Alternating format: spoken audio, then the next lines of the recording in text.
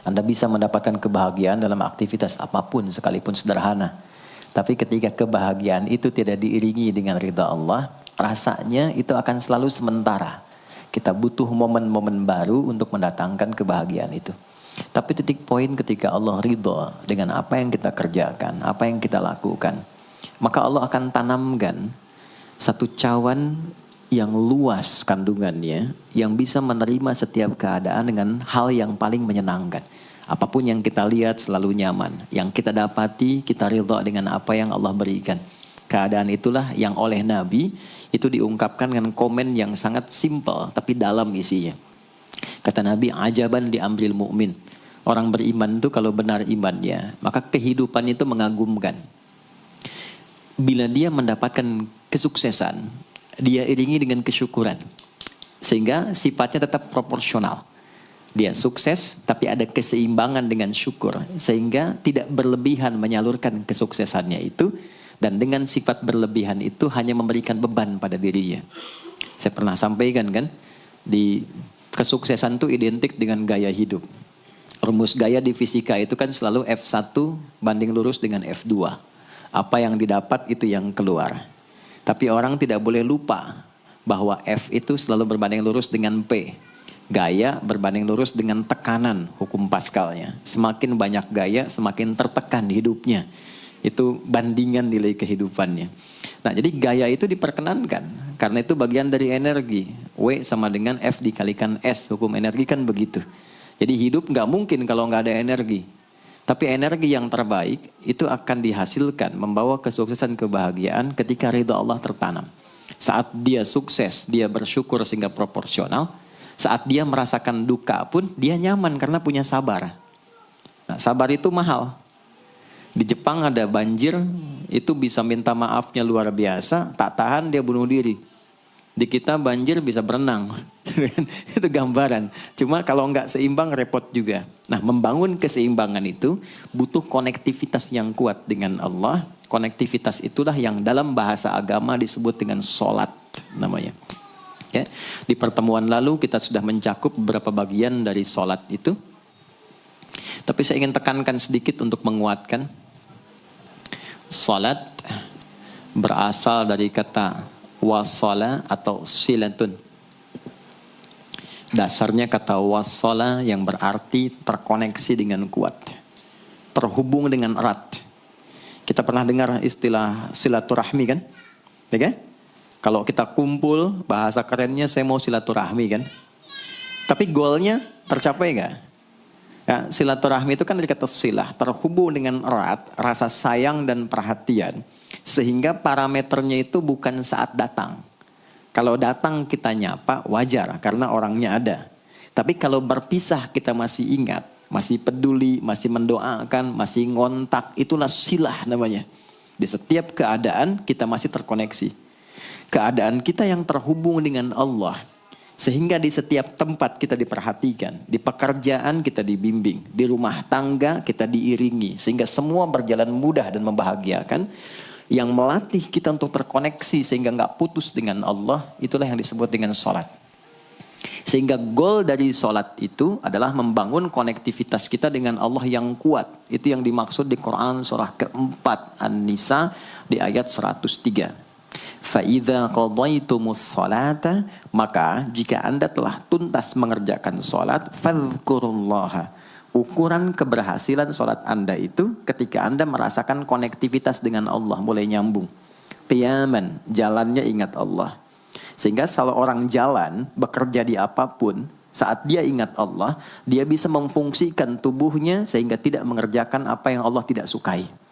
Gak akan mungkin anda melihat sesuatu yang tidak Allah senangi dalam keadaan yang sama anda ingat Allah.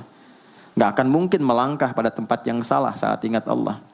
Dan itu tidak mudah, karena banyak orang keluar masjid pun setelah selesai sholat, masih tertukar sendal. Padahal kalau dia ingat Allah, gak mungkin itu terjadi. Itu pelajaran dasarnya. Wa qu'udan wa ala junubikum. Baik itu duduk, bahkan sampai berbaring. Ada koneksi. Nah jadi, singkatnya, sholat itu semua gerakannya, semua bacaannya, Dari mulai kita bertakbir sampai kita salam, bacaan yang mengiringi, itu bukan sekedar gerakan hampa makna, formalitas kita bergerak dan berakhir, bukan sekedar membaca bacaan yang tidak ada isinya, tapi semua bimbingan bagaimana kita diajarkan langsung oleh Rasulullah bisa mengoneksikan lewat gerakan dan bacaan itu tersambung kepada Allah, sehingga feedbacknya semua apa yang kita bacakan dijawab oleh Allah.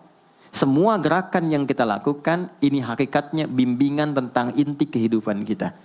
Jadi di sholat itu ada bacaan, ada gerakan, ada hikmah, ada maknanya semua. Jadi bukan kita takbir begini hampa saja. Tidak. Kenapa mesti begini? Kenapa tangan yang kanan menutup yang kiri? Kenapa bacaannya setelah itu ada iftitah, ada al-fatihah? Itu ada maknanya.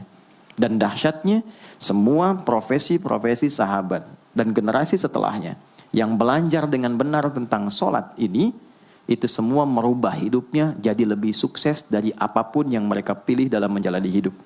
Dan yang paling hebat, itu yang menjadikan Nabi mendapat perintah pertama bukan zakat, bukan haji, bukan umrah, bukan puasa, tapi sholat. Dan perintahnya khusus, spesial, disampaikan dalam peristiwa Isra Mi'raj untuk memberikan pesan begitu tingginya nilai sholat ini untuk kehidupan manusia. Mohon izin maaf bagi teman-teman yang baru bergabung, supaya tidak banyak mengulang, teman-teman bisa cek kembali di pelajaran sebelumnya. Kita kemarin telah selesai di pembahasan iftitah dengan tangan kanan meletakkan di punggung yang kiri, lalu kemudian diletakkan di atas dada seperti ini. Kesimpulannya adalah, saya cepat saja, dari mulai kita bertakbir, kalau ingin terkoneksi dengan Allah, maka fokuskan diri kita untuk tersambung. Buang urusan dunia semua ke belakang. Jangan bawa dalam sholat. Kalau ingin kita tersambung dengan Allah, tepikan yang lain, hadapkan diri kita, pasrahkan. Hanya Allah yang tinggi, yang agung, yang istimewa. Kalimat agung, tinggi, istimewa, itu disebut dengan akbar. Maka kita ucapkan Allahu Akbar. Kita buang semua urusan dunia ke belakang, pasrahkan diri kita, hadirkan sekarang hanya Allah yang agung saja. Itu poinnya. Kenapa problemnya tidak sedikit orang sholat itu sulit menemukan kekhusyuan? Karena dia bertakbir masih membawa dunia.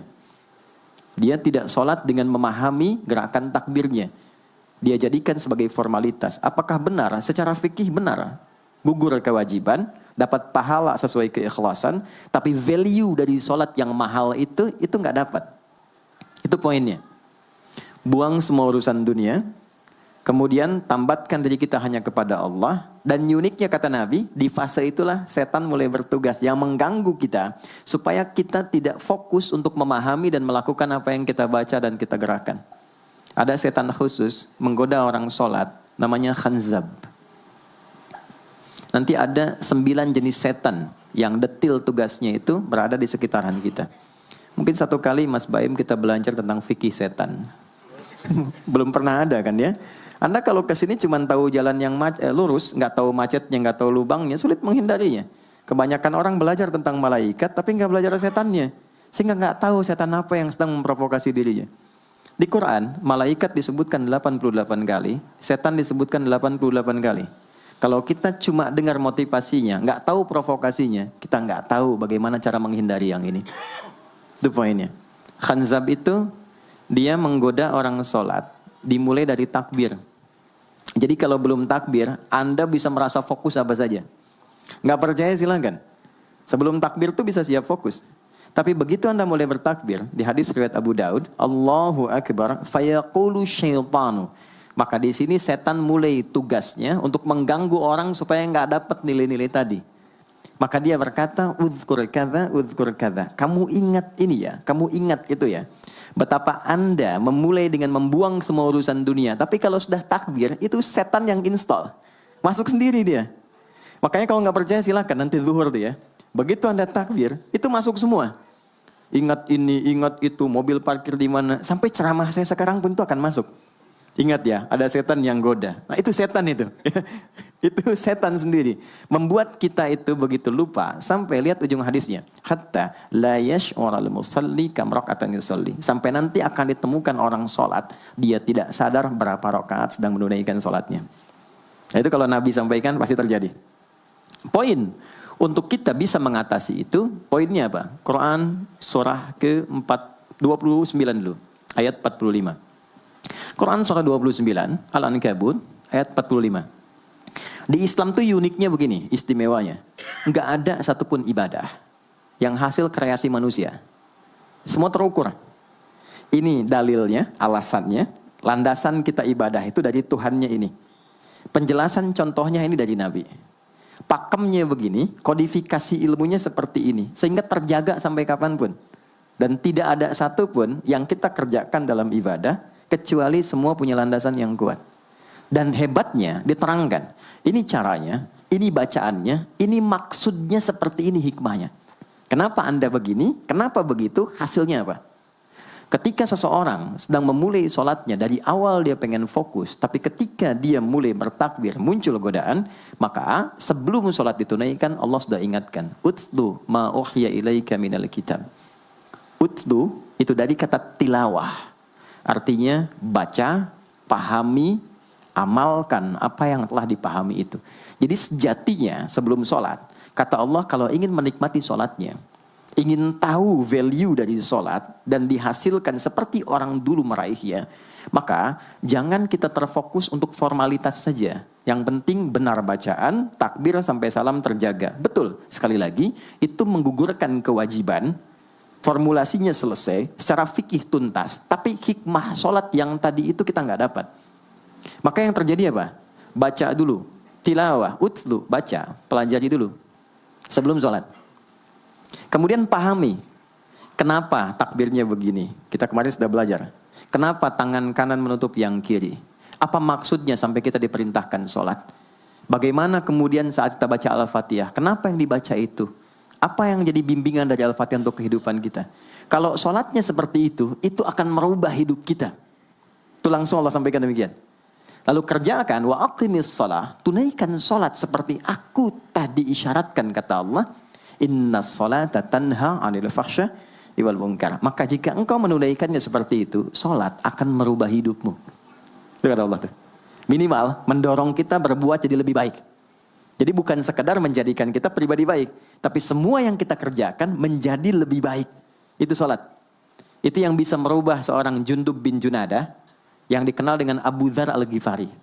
Ini teman-teman, kenapa Ghifar itu viral? Ghifar itu adalah desa pembegal. Jadi semua sekampung begal semua. Sekampung. Pimpinannya namanya Jundub bin Junadah. Jundub bin Junadah. Singkatnya masuk Islam. Saat masuk Islam, secara singkat saja, Nabi arahkan, diajarin sholat. Betapa sholat merubah hidup beliau, jadi lebih baik. Kembali ke kampungnya, mengajarkan, singkatnya apa? Madinah heboh dengan kedatangan tapak kaki, yang ternyata itu orang-orang Ghifar. Sekampung kurang lebih masuk Islam, dan berubah jadi orang baik semua. Merubah hidup mereka. Jundub orang sukses, setelah itu jadi ustadz. Ini mungkin yang menginspirasi judul preman jadi ustadz. Ini tadinya pembegal. Pembegal semua. Sekampung sukses, jadi orang baik, aktivitasnya berubah, lebih berkualitas. Untuk memberikan inspirasi ke generasi masa depan. Bahwa kami dulu pernah begini, dengan sholat kami berubah, kesuksesan kami raih, maka diviralkanlah nama daerahnya. Tambahkan al di depannya, ujungnya tutup dengan i. Maka dilekatkan nama bekennya, kunyah, namanya Abu Dzar. Abu Dzar Al-Ghifari. Al-Ghifari itu untuk memberikan kesan begini, saya ini dari Ghifar. Itu kampung jelek, desa tempat pembegal, tapi Islam merubah, saya menjadi lebih baik. Sholat mengarahkan saya punya kualitas hidup yang lebih baik. Itu poinnya. Sejak peristiwa itu, orang-orang Islam dari manapun yang bukan Arab, itu selalu melekatkan nama daerahnya untuk mengenalkan. Islam pun sudah sampai ke tempat saya. Buktinya saya menjadi baik. Ada namanya Muhammad, punya bapak namanya Ismail, punya kakek namanya Ibrahim, kakek buyutnya Al-Mughirah, eyang buyutnya Al-Bardizbah, tinggal di kecamatan Ju'fah, kabupatennya Bukhara, provinsinya Khorasan, negaranya Uzbekistan sekarang. Maka karena dari Bukhara, dia kenalkan diri, datang ke daerah Arab, saya dari Bukhara. Rumus yang sama, tambahkan al di depannya, ujungnya i. Maka dia katakan, Ana Al-Bukhari. Itulah Imam Al-Bukhari. Bukan orang Arab. Kita punya guru besar Syekh Nawawi dari Banten. Ana Nawawi Al-Bantani. Ana Ahmad Yasin Al-Padangi. Tapi kesan kota itu untuk menunjukkan Islam telah sampai ke tempat saya dan merubah saya menjadi lebih baik. Kang Baim datang ke Mekah, umrah, katakan saya Baim Bong al tanah kusiri. Maka kesan yang dibangun itu telah sampai ke tempat saya, merubah saya lebih baik. Saya Arman al Pondok Indahi misalnya kan, tidak masalah. Itu sah. Dan orang mengenal, oh rupanya Islam telah ke setiap wilayah. Tapi value-nya sampai enggak. Jangan cuma kita katakan saya dari fulan, saya dari tempat A. Poinnya adalah apa yang merubah engkau dari Islam menjadikan engkau lebih baik. Jadi kalau ada orang Islam mengaku Muslim, lisannya tidak lebih baik. Maaf sekali, telinganya mendengar tidak yang baik, perilakunya kurang baik, maka dipertanyakan klaim keislamannya. Sudah sejauh mana saya mendapatkan keberkahan dari Islam itu? Itu yang menjadikan kenapa sholat paling pokok dipaksa kita wajib. Bukan karena sujud rukuknya. Anda tidak sujud pun tidak akan menurunkan status Allah sebagai Tuhan. Tetap Tuhan. Tapi ternyata ada value besar yang dengan kasih Allah diminta kita sholat supaya kita minimal jadi orang baik. Dan sukses dalam hidup.